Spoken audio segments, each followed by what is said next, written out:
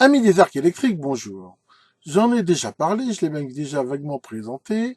J'ai toujours comme projet, pour certaines pièces dont j'ai besoin, de faire de la fonderie amateur. Pour faire ça, on trouve déjà plein de vidéos sur le net. Il y en a qui se font des super fours à gaz, il y en a qui se font des super fours électriques. Enfin, il y a plein de techniques. Et j'avais déjà montré un petit peu une idée de faire ça avec un poste de soudure à l'arc. Et il y a pas longtemps sur Banggood, là, j'ai vu un petit inverteur, hein, ces petits postes là qui permettent de faire de la soudure à l'arc et qui sont beaucoup moins lourds et encombrants que les anciens trucs énormes à transfo là. Et il m'a tapé dans l'œil, donc j'ai essayé de prendre ça. Donc dans un but principal de faire de la fonderie, ce qui empêche évidemment de pas de souder avec, même si je suis pas du tout un as de la soudure. Alors je l'ai reçu et voilà, petite vidéo pour vous le présenter. On va essayer de faire un unboxing hein, parce que c'est la boîte un peu rose. Donc voilà, on reçoit ce carton là. Bon, il est un petit peu, on voit qu'il a voyagé. Enfin, ce qui est important, c'est qu'à l'intérieur, ça soit pas abîmé. Donc là, on va ouvrir ça. On découvre ça ensemble. Et à l'intérieur, nous avons, je sais pas si on voit, un user manual avec un pseudo schéma. Alors, bon, on va regarder ça plus en détail. Et l'engin qui est de façon très classique mis entre deux mousses. Donc voilà, ensuite à l'intérieur, certains accessoires qu'on va regarder de plus près.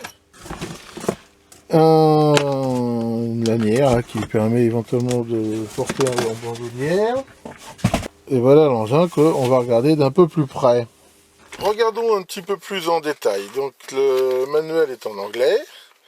Bon, c'est assez succinct, enfin d'un autre côté c'est pas un truc compliqué. Bon, je vais pas rentrer dans le détail, hein. En gros il donne les caractéristiques, il donne les courants conseillés par rapport au diamètre des baguettes à souder. Enfin ça c'est quelque chose qu'on trouve aussi facilement sur internet. Quelques conseils, il n'y a rien à dire par rapport à ça. Donc dans les accessoires qu'il donne, en fait il y a ce qu'il va falloir. On va voir, on peut l'ouvrir. Hein. Donc en gros, ce qu'il s'agit des deux connexions ici avec des manchons. Ici, les connecteurs qui vont bien. Voilà, hein, avec là des vis, hein, il donne même la clé. Et des manchons ici pour les sertir. Donc ça, il faudra bien sûr faire attention.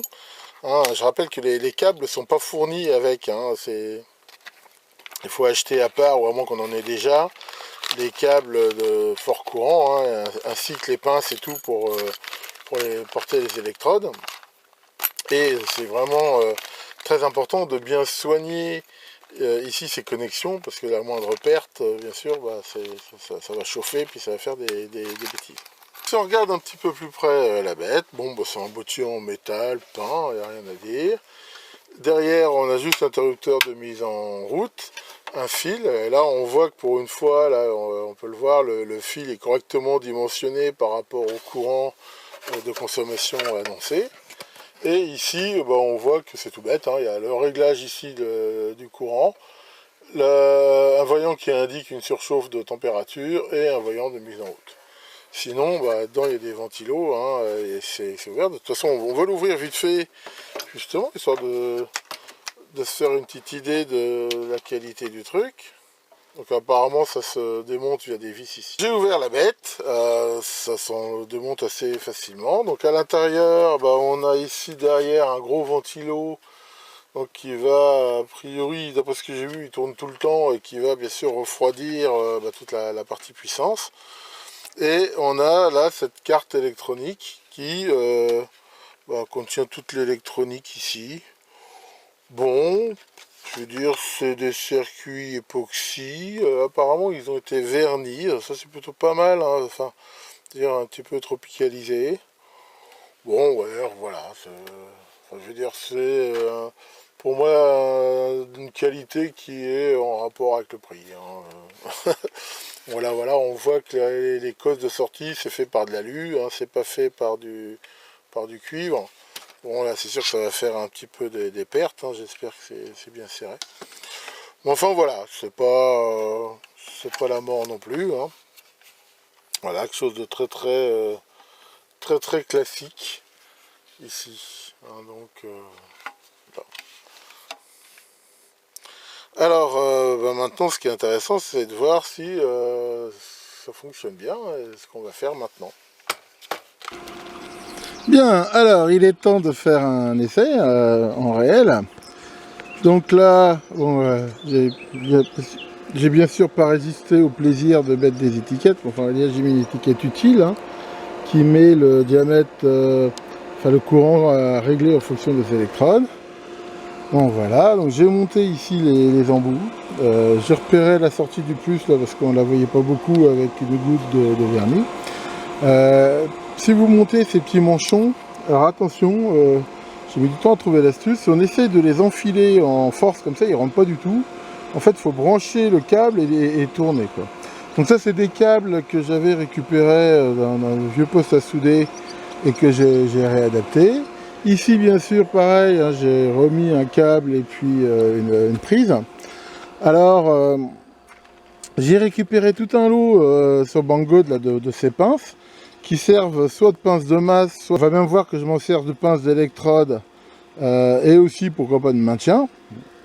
Et là, on va faire juste un essai. Hein, donc je vais souder ici cette cornière sur cette barre. Donc je vais faire un cordon de soudure ici. Bon, honnêtement, je suis pas du tout un as de la soudure, moi. Hein. Je fais ce que je peux. Je suis sûr que s'il y a des pros qui voient cette vidéo, ça va bien les faire marrer parce qu'ils vont me dire que je suis sans doute que je m'y prends comme un manche. C'est bien possible. Je dis pas le contraire. Mais enfin bon, à la limite, je suis un amateur, je le revendique. Donc ici, alors j'ai pas pris un truc, j'en avais un pour tenir un porte-électrode, mais je vais le faire avec une pince modifiée. Puisqu'on verra tout à l'heure, comme je fonde du métal, ça permettra aussi de mettre les baguettes de carbone. Alors, pour filmer ça, ça va pas être facile. Je vais me mettre sur un trépied. Alors j'ai mis, je sais pas si je peux faire un selfie là. Voilà, donc j'ai mis ici ce tablier que j'ai aussi acheté sur Banggood. Hein. Je vais mettre aussi ces gants.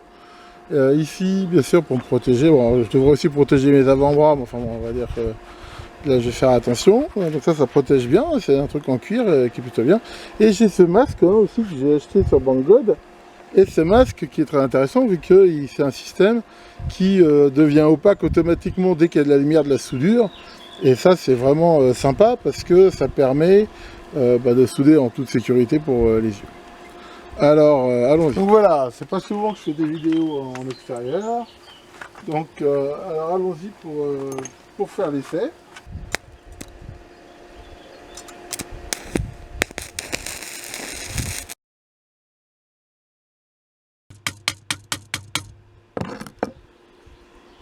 On va regarder si ça tient.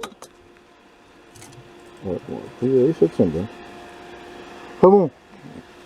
Voilà ma soudure, elle est vraiment pas belle. Hein, encore une fois, je suis pas du tout un pro de la soudure. Surtout que là, ça fait très longtemps que j'en ai pas fait.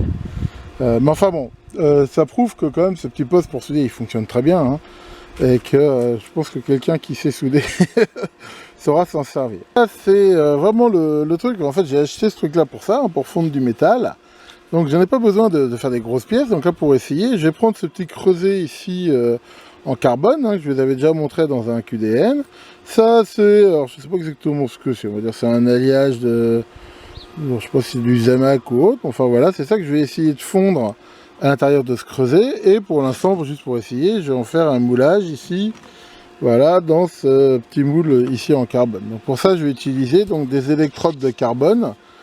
Et voilà, je vais essayer. Alors, une fois que ça sera chaud ici, je vais essayer d'écumer un peu là pour enlever la merde qui aura dessus avec ça. Et grâce à ce système là, je vais prendre ici le creuset et le couler. Voilà. Alors c'est vraiment pas facile de filmer, hein, surtout que je ne veux même pas cramer l'appareil photo. Donc je vais filmer ça d'un peu loin, je suis désolé.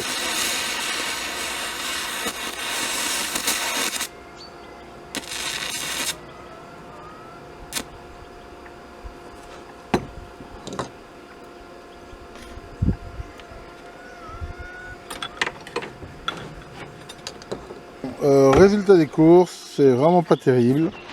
Il va falloir beaucoup que j'affine ma technique. Je pense que ça peut marcher, mais là il y a plein de choses qui vont pas. Je vais retravailler.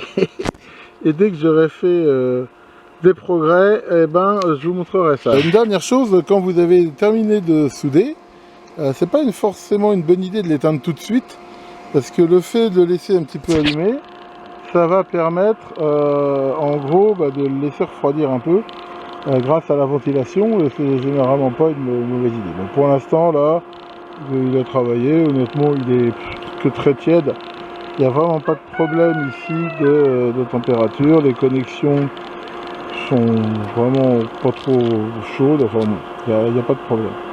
Il y a un gros plan sur ce casque que j'ai aussi acheté chez Banggood et qui fonctionne très bien. Donc là on règle ici l'opacité et on peut régler ici la sensibilité et le délai, sachant que bon, c'est classique, là c'est le serre-tête.